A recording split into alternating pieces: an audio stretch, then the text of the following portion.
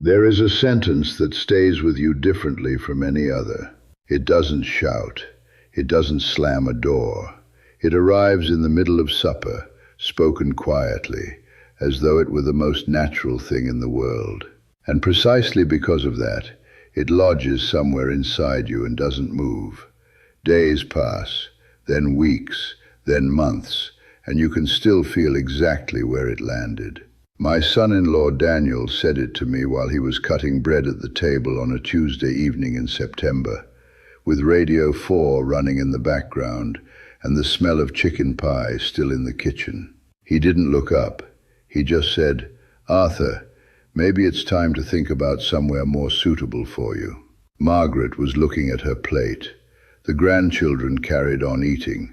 Nobody at that table raised their eyes. And I sat there, 83 years old, a man who had kept trains running on time through fog and snow and strikes, who had never once been late for a shift in 39 years of service, who had held his family together through the hardest years they ever knew. And I understood something that had never happened to me before in my entire life. I had become invisible inside my own family. I had become inconvenient, and nobody had the honesty to say so plainly. What I'm going to tell you now is not a story about revenge. That was never who I was. This is a story about how a man who spent his whole life running to a timetable learned that dignity doesn't have to be surrendered just because the people around you have decided that your time is up. My name is Arthur Whitfield. I was born in 1941 in Harrogate, North Yorkshire, in a two-up, two-down terrace on a street where everyone knew everyone, and nobody made a fuss about anything. My father worked at the gasworks. My mother raised 5 children and kept the house running with quiet, relentless competence. And neither of them ever spoke about how hard it was, because in that street at that time, the hardness of things was simply the condition you lived inside, not a topic for discussion. I left school at 15 and started as a railway porter at Harrogate Station. By the time I was 22, I had my conductor's certification. By 30, I was running long-distance routes between Leeds and London, and I did that for 39 years without calling in sick when I wasn't, without delaying a departure without cause, without cutting a corner simply because no one was watching. The railway was not just a job to me. It was a system I believed in. And to believe in a system properly means being part of it with your full self, every day, whether or not anyone is taking note. With my wife Joyce, I had 51 years. We met on a platform in York in 1968. She was waiting for a train I was conducting, and I asked if she needed any help finding her carriage, and she told me with complete composure that she was perfectly capable of reading a departure board. I married her 4 months later. She was sharp and funny and steadfast in a way I have never been able to properly describe, and she kept our home with the same quiet consistency I brought to my roots. No drama, no complaint, just steady, reliable presence, day after day. We had one daughter, Margaret, and a son, Richard, who lives in Auckland now. Joyce died 18 months ago, pancreatic cancer, 6 weeks from the diagnosis to the end. I don't say that for sympathy. I say it because the speed of it is something I have not yet finished processing, and I don't expect I will. When she went, the flat in Knaresborough became a different kind of quiet.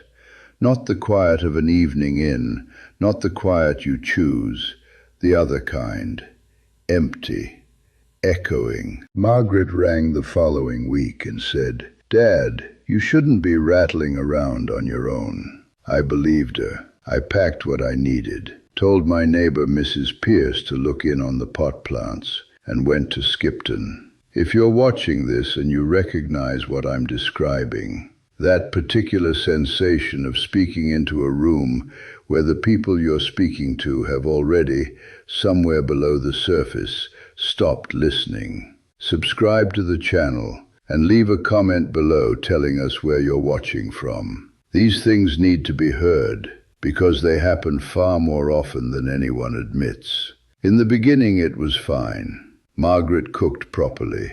Daniel was courteous. Chloe and Ben were at an age where they still found older people interesting, which I knew wouldn't last, but appreciated while it did. But I spent 39 years reading signals before words were spoken, watching a platform, watching a carriage, knowing before anything was announced that something had shifted in the workings of the day. By the second month I could feel the shift. It came first in small things. When I came downstairs in the morning and put the kettle on, just that, a cup of tea in the kitchen before the day began, Margaret would move around me in a way that communicated, without a word, that I had arrived into a space that wasn't quite mine. When I offered an opinion at supper, it would receive a nod and then be set aside, not contradicted, just quietly not incorporated, as though it had been noted and filed for disposal. The patience in how they spoke to me began to carry a weight that patience shouldn't carry,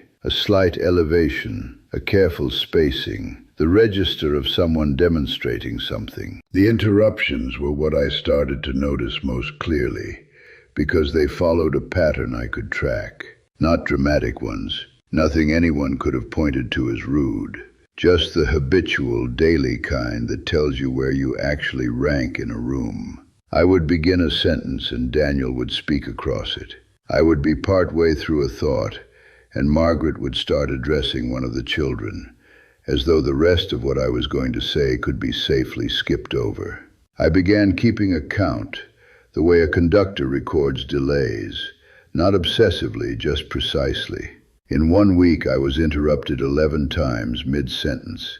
Not once did anyone say, "Sorry, carry on." Not once was it acknowledged as having happened. You stop talking eventually, not because you have nothing to say, but because saying it into that particular silence begins to feel like a kind of self-humiliation, and a man has his limits. Chloe and Ben were never deliberately unkind.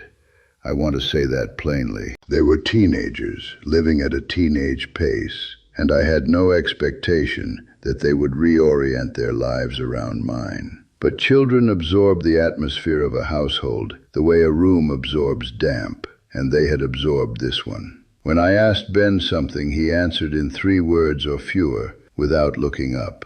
When I sat near Chloe while she was watching something in the evenings, she'd shift, almost imperceptibly, almost politely, as if my presence were a mild inconvenience she was too well raised to name. The household had a frequency to it, and that frequency was that Arthur was fine. Arthur was being seen to. Arthur didn't really need to be actively engaged with, because that was already covered.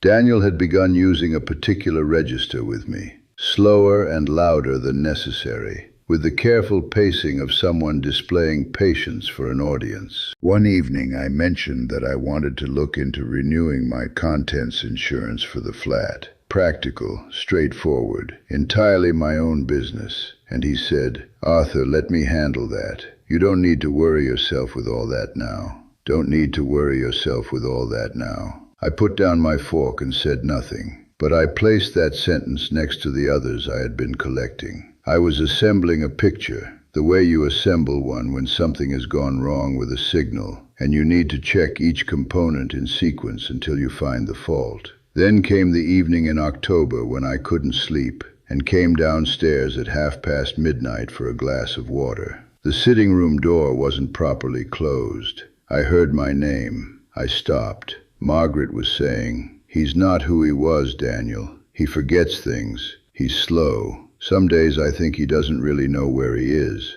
Daniel said, "I know, but if we wait until it gets worse, everything becomes harder." A pause. Then, "Greenfields has spaces. Helen says it's very well run. We should go and see it." And then Margaret, in the voice she uses when something has already been decided. "And before that, we should sort out his finances. The flat is just sitting there. It makes more sense to simplify things sooner." I stood in the dark hallway and did not move. The flat. My flat on Station Road in Knaresborough, the two-bedroom where Joyce and I had lived for 22 years, where her armchair was still by the window because I had not been able to move it, where her reading glasses were still on the shelf because I didn't know what doing something with them would mean. But it was the watch that had already made the picture clear. 3 days before that night, over a cup of tea, Margaret had suggested pleasantly that we have a sort through the things you brought and perhaps let a few go.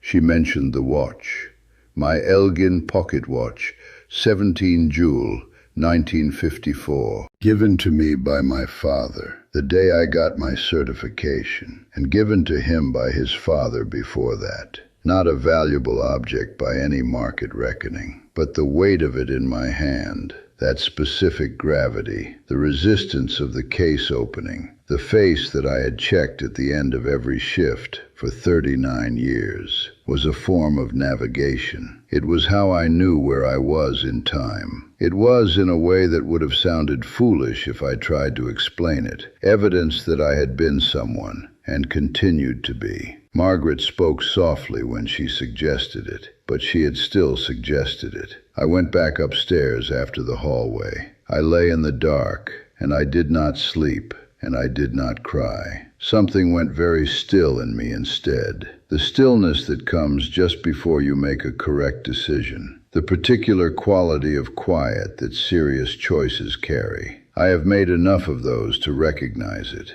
It is not anger. It is not bitterness. It is clarity. And clarity is the most useful thing a man can arrive at. By morning I knew what I had heard, and I knew what I was going to do about it.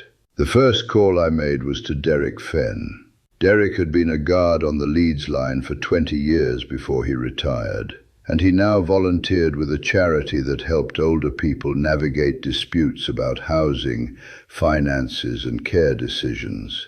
I had kept his number from a leaflet without entirely knowing why. Some instinct, I suppose, of the kind you develop when you've been reading platforms for 4 decades.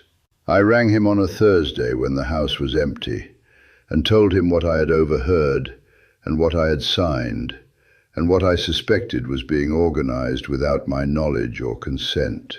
He listened without interrupting. He said, "Come and see me Friday."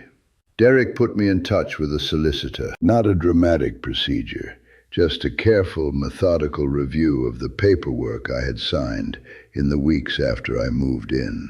Documents Margaret had brought to me one at a time, always described as routine, always presented with a pen ready.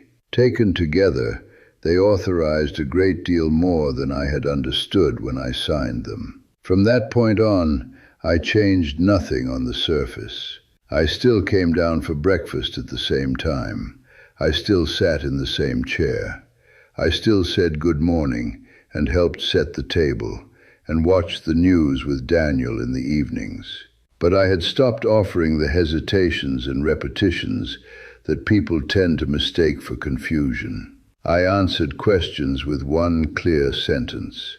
When Daniel suggested something involving my finances, I said, "I'll look into that myself, thank you," and did not add anything further. When Margaret asked whether I'd thought any more about what comes next, I said, "I have, yes, nothing more." They interpreted the brevity as acquiescence. That is what people do when they have already decided someone is diminished. They read whatever they find as confirmation. What I was actually doing was watching carefully, keeping records, and waiting for the right moment with the same patience I had once brought to a delayed platform on a winter night. What would you have done? If you had been standing in that hallway in the dark, listening to people you love discuss your future as a logistical problem to be resolved before Christmas, what would you have done? Leave it in the comments below, because I'm not asking to be told I handled it correctly.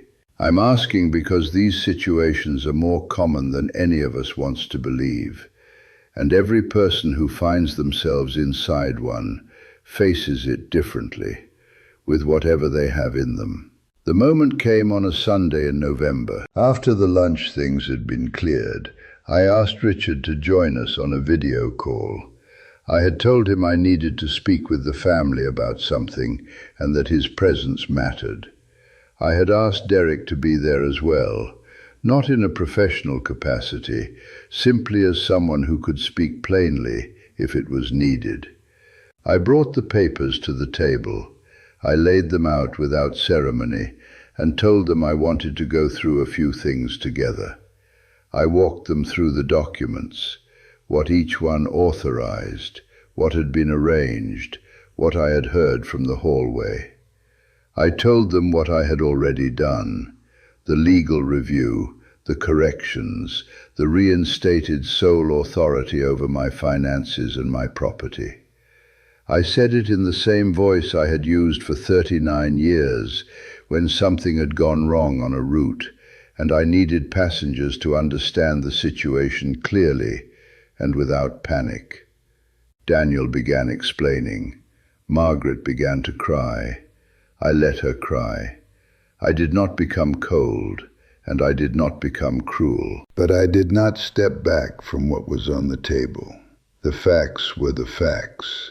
What had been arranged was what it was. The weeks that followed were uncomfortable in a way that was different from the discomfort of before. Before, the discomfort had been invisible, a thing no one named. Afterwards, it was visible and heavy, and sat at every meal in the spare seat between us. There were silences that nobody knew how to fill. I didn't leave in anger. I left when I was ready, when the arrangements were made, and the flat on Station Road was warm and mine again. Margaret came to the door when the taxi arrived. She asked whether we would be all right. I said I hoped so. That was honest. I don't yet know whether it's true. I'm on Station Road again now. Joyce's armchair is still by the window. Her reading glasses are still on the shelf. I decided they belonged there. The Elgin watch is on the mantelpiece, open and face up, the way I always set it at the end of a shift. My steps are slower than they were. Some mornings the stairs take longer than I would like. The days are quieter than I ever imagined days could be at this point in my life. But there is order here. There is the particular piece of a space that belongs to you, and a life that is still yours to account for, where no decision about how you spend your time or your money or your final years will be made in a room you're not in, by people who confused managing someone with caring for them. I spent 39 years making sure things ran on time. I understand better than most that a timetable only holds when everyone involved takes it seriously. Respect works the same way. It is not something others preserve on your behalf. It is something you protect, quietly, firmly, without fuss, even when, and especially when, the people around you have begun to act as though your stop came and went some time ago, and you simply haven't noticed yet. Is there someone in your life who has gone quiet, not because they have run out of things to say, but because they have learned that saying them changes nothing? Think on that tonight. Think about who in your life might still be waiting for someone to remember that they're listening.